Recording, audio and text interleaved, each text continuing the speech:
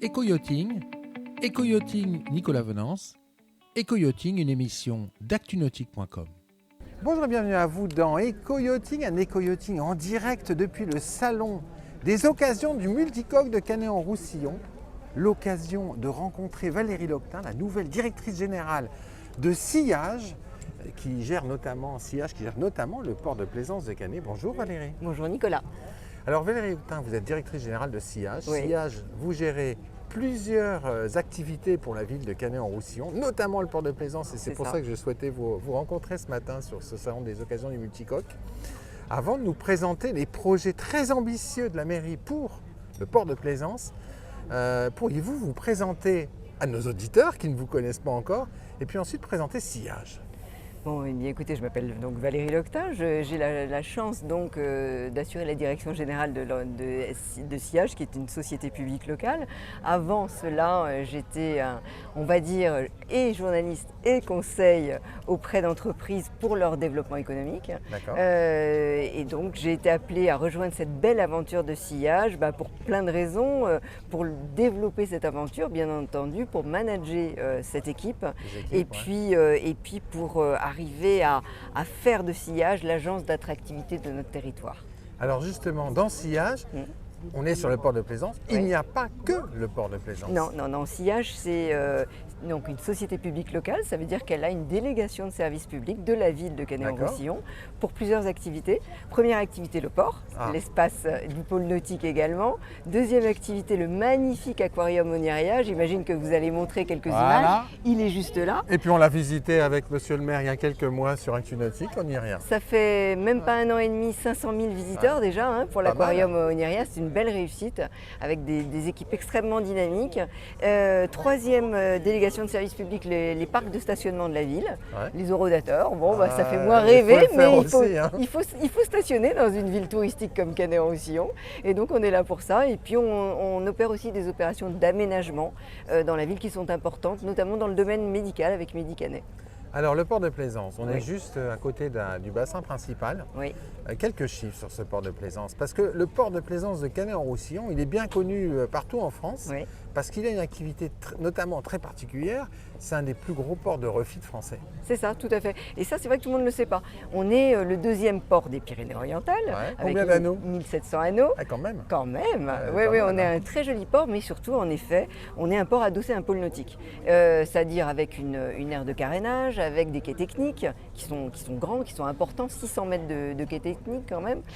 On a à peu près tous les services qui existent de levage, de groutage, avec la capacité de pouvoir lever du 200 tonnes. On est le seul port de Méditerranée à pouvoir le faire quand même. Et tout ça en fait nous permet d'avoir adossé donc au port de Canet un pôle nautique de 35 entreprises, 600 emplois, 500 millions d'euros de chiffre d'affaires. Avec un acteur mondial sur ce port. Katana, bien entendu. Katana, 46% de croissance. Exactement. Sur clos. 350 salariés sur Canet. Une entreprise évidemment qui marche très bien, mais toutes les autres autour, parce que maintenant il y en a 34 autres qui travaillent sur l'innovation. Il y a les concessionnaires, il y a tous ceux du refit évidemment. Résultat des courses, on espère bien que dans quelques années, on va arriver à doubler ce pôle nautique. Oui, alors sachant qu'il y a une chose intéressante sur votre pôle nautique, c'est que les professionnels qui viennent sur place, ils peuvent acheter le terrain et s'installer. Tout à fait. Et ça, c'est géré pas par la ville de Canet, mais par l'agglomération, la communauté urbaine, Perpignan Méditerranée Métropole. C'est elle qui gère ces terrains. Et on est en train en ce moment avec eux de travailler sur ce qu'on appelle les SPL 2 et 3, c'est-à-dire la deuxième et la troisième partie du pôle nautique, qui vont nous permettre d'accueillir de nouveaux prospects. Alors, qui dit port de Canet-en-Roussillon parle de projet de développement et de notamment un nouveau bassin. Oui, c'est vrai. Alors, parlez-nous de ce bassin. En fait, c'est très logique. Je venais de vous parler du pôle nautique. À partir du moment où on accueille de nouvelles entreprises, et vous savez qu'on essaye de faire de Canet la capitale du catamaran, du multicoque. Vous y arrivez bien quand même, pas mal. C'est déjà la capitale. On commence à être pas mal. Mais à partir du moment où on développe ce pôle nautique avec de nouvelles entreprises spécialisées dans le catamaran, mais évidemment, il faut des places en plus pour les accueillir, parce qu'un catamaran, c'est pas un petit bateau. Donc, il nous faut des quais nouveaux.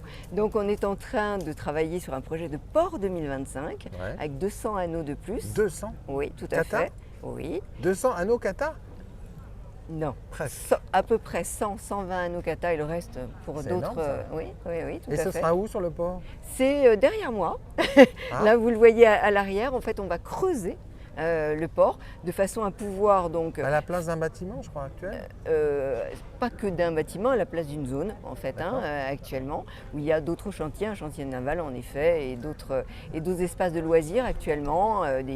On va creuser ce nouveau bassin, on va faire donc 200 nouvelles places, on va créer une nouvelle capitainerie avec Wow. un yacht club et Oh là. y accueillir, c'est ça le projet, un musée de la mer, le club des plaisanciers, les vieux gréements, tout le patrimoine maritime, de façon à faire vraiment un très bel espace. Oui,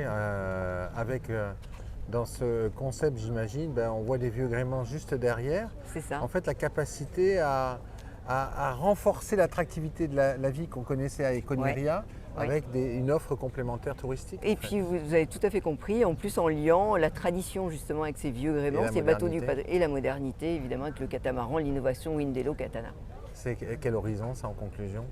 Le port c'est horizon 2025, le pôle nautique c'est environnement en 2025-2026. Merci beaucoup à vous. Merci à vous Nicolas.